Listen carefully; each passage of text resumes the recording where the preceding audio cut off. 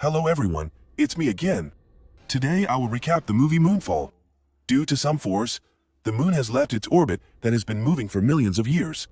They also discovered that the moon is a giant machine disguised by a layer of rock and soil.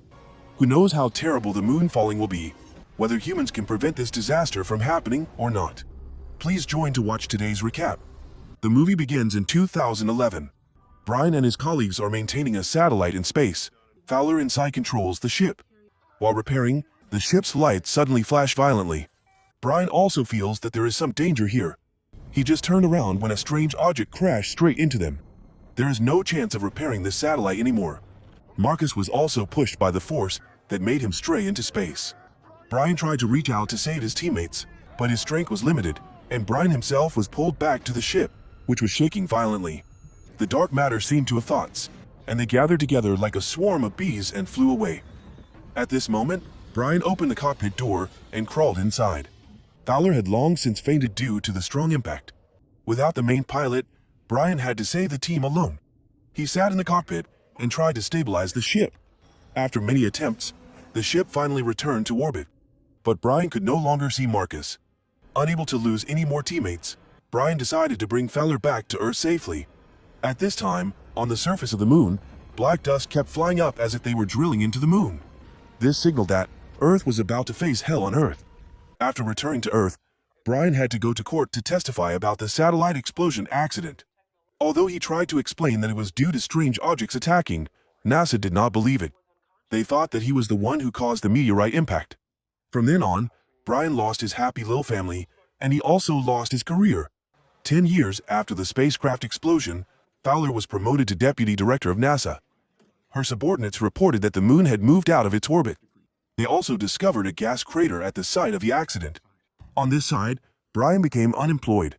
He had to live in a rented house, and he could not even pay the monthly rent. Elsewhere, Casey was a self-proclaimed scientist. His situation was difficult when he had to work 2 jobs to make a living. He researched that the moon had moved out of its orbit before NASA. But when he tried to contact NASA, he was looked down upon by others. Later, Casey picked up a newspaper about the spaceship accident years ago, and immediately drove to find Brian to tell him everything. But Casey was chased away by Zeidel, who also thought that Casey was a crazy person or some kind of idiot. Casey tried to throw the documents back, hoping that Brian would read it. That night, after returning home, Brian saw his son Sonny racing illegally, having just been handled by the traffic police. Facing the fact that Sonny would have to go to jail, Brian went to court but had no money, so he could not bail out his son. Brian immediately called the boy's stepfather, Tom, who was the director of a wealthy luxury car company, hoping that Tom could save the boy. Meanwhile, at NASA, they saw that the situation was getting more and more serious. The moon was getting closer to Earth. When it got close enough, the debris on the moon would fall, destroying all life. If this continued, a disaster would happen in 3 weeks. They also discovered a crater on the moon. The director said this was confidential information and forbade employees from revealing it. But as soon as he said it, he was shocked when this went viral on social media. NASA leaders had to go out to calm the people. On TV, reporters and geographers put forward many hypotheses. If this was true, the tide would rise very high. People would need to move to higher ground to survive. NASA sent a probe to the moon. This further sparked riots everywhere. Looting became a pastime in big cities. The whole world was in fear and anxiety. At this point, the police didn't care about these things anymore, because anyway, when the disaster came, everyone would die. Brian remembered the fat guy Casey from the day before, so he went into the trash can to find the documents he left behind. Immediately, Brian followed the address to meet Casey, asked why he could know everything in advance. Casey confirmed that the moon was a giant superstructure with many operating machines inside. Now the gasoline was scarce, it ran out of energy, and was about to fall. On this side, NASA had launched a probe to the strange crater. They dropped a probe down to check the depth of the crater. But when it reached a depth of 25 kilometers, the device stopped, and suddenly it was pushed back up at super speed. At this time, from below the black hole emerged an unidentified strange object. Very quickly, this thing surrounded the spacecraft. This entity was like a giant octopus and crashed straight into the hull of the spacecraft. The frightened crew immediately put on their helmets. The entity thrust its tentacles inside. Very quickly, it killed all the people on the spaceship. The ground center was extremely scared when seeing this scene. All the crew did not put up any resistance when facing them. NASA leaders thought that perhaps this was a type of artificial intelligence. Below the sea surface, the tide kept rising. Floodwaters quickly flooded the entire city. All the houses and vehicles were swept away by the raging waves. Sooner or later, everything would turn to dust. Brian and Casey realized something was wrong and quickly ran away. Unexpectedly, when they got there, the water was already flooding. The fastest way to escape the disaster was to run to a higher floor. At this time, the fat Casey was swept away by the huge wave. In the moment of danger, Brian immediately jumped down to save Casey. At the NASA center, the director saw that the situation was not good, so he resigned and fled with his family. Fowler became the director to replace him. With her authority, she went to NASA's secret information storage. After reviewing her old accident tape, the ship was attacked by the same AI as before. The manager also told her that they had hidden all this for a long time, because that technology was hundreds of thousands of times more advanced than Earth's. Fowler urgently contacted the military. It seemed that they wanted to use nuclear weapons to deal with this strange object. Fowler did not want this to happen, so she herself would find a way to stop it. On this side, a helicopter squadron broke into Brian's building. Fowler led Brian and Casey to review the attack on the spaceship. It was an intelligent technological creature. She apologized to Brian after many years of misunderstanding and asked him to help her save the Earth. Brian did not care about the past, but he asked for one condition, which was to set his son free. Fortunately, they still had a ship in the museum. Now they just had to tow it back, and they could fly. The next morning, the army also escorted the electric bomb too. Now the only hope was that it could destroy the entity. Fowler sent someone to pick up Brian's son. Now Brian could rest assured to be a hero to save the Earth. If they used nuclear weapons to destroy the moon, the radioactive dust and moon debris would bring humanity to the brink of extinction. While assembling the spacecraft, a large earthquake damaged the thruster. So they only had 2 left, which meant the thrust was no longer enough according to the original calculation. Fowler, for everyone's sake, decided to disband, taking all the staff and troops on the plane to the shelter. But then, thanks to Casey's genius calculation, they still decided to fly, but waited for the moon to get closer. That is, with only 2 engines, they can still fly to the moon. Since the crew has all given up, Fowler and Casey will take their place. The fat guy Casey has dreamed of being an astronaut since he was a child, but life has forced him to do many jobs to make a living. Now, Casey can become an astronaut and fly into space. After that, Fowler sent his son to her ex-husband, Doug Davidson. On this side, Brian also hugged his son Sonny after many years. He gave Sonny a gun for self-defense. Sonny drove Fowler's little boy to the shelter to find the General Davidson. At this time, the moon was so close to the Earth that you could easily see the scenery on it. The water was quickly sucked away from the ocean. The gravity was strong enough to create terrifyingly high tsunamis. They did not immediately hit the mainland, but rolled into towering waves, wanting to swallow the spaceship. The spaceship passed by in time. Everyone breathed a sigh of relief. After flying for a while, a thruster was lost. But with his experience, Brian handled the situation well. Unfortunately, the main fuel supply also ran out. While they were worried about not having enough fuel, they discovered that the speed of the ship was constantly increasing, because the gravity of the moon was many times stronger. Thanks to that, they reached the orbit that Casey had calculated. Sonny ran away below, almost being swept away by the flood. Seeing Michelle next to him tattooing his parents' names, Sonny also showed her that he also had a tattoo, but it was wrong. Jimmy contacted his father, General Davidson. He said he would come pick Jimmy up. But before they could finish speaking, a group of thugs stopped and robbed the him car. The crew stopped at the fuel station in outer space.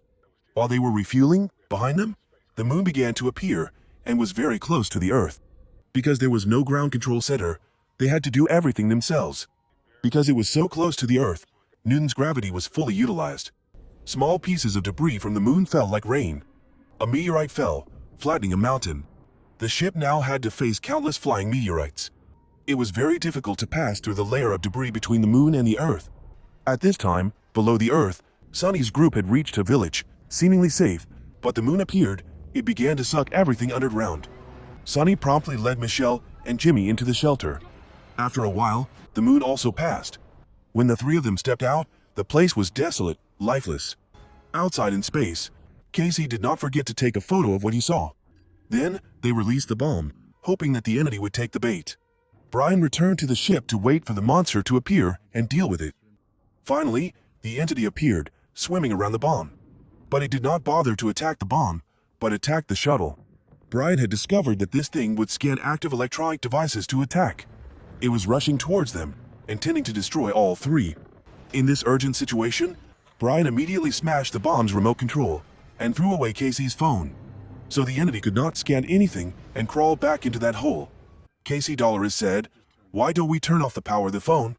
At this time, Fowler revealed that on Earth, the military was preparing to launch nuclear weapons, so they did not have much time to handle everything. Then, they reattached the bomb and used the spacecraft thrusters to enter the hole without activating the equipment on the ship. At the same time, the meteorite flew wildly and destroyed the mothership. The trio went deep into the moon. After 25 kilometers, they finally ran out of shell. Because it was too dark to see the way, Brian was forced to start the ship to turn on the lights. The other entity quickly discovered it, and Brian performed the technique of steering the ship straight in. Inside was a complex superstructure, built to stabilize the moon like a large gyroscope. Thanks to this structure, the moon was balanced. The trio went deep into the core of the superstructure. This system was powered by a white dwarf star. This was a technology that they could not even dream of. They were overwhelmed by the advanced level of the aliens. Brian drove the ship straight to the core of the white star. This would be the moment that decided their life or death. The entity flew in, Brian was ready to drop the bomb on it, and Fowler was going to activate it. But just as he was about to do so, the ship suddenly lost control. Some force had taken control of the ship and steered it into a cellar. The entity would not let go. It used its tentacle-like proboscises to stab the hull. At the critical moment, a beam of light hit the entity's face, helping the ship get in safe. The entity angrily banged on the door. Everyone inside also managed to land, but the strong impact made everyone faint. At this time, below the Earth, Sonny's group had reunited with his mother and uncle. Radio said the moon was getting too close and their oxygen supply was running out. People should find oxygen storage devices to save themselves.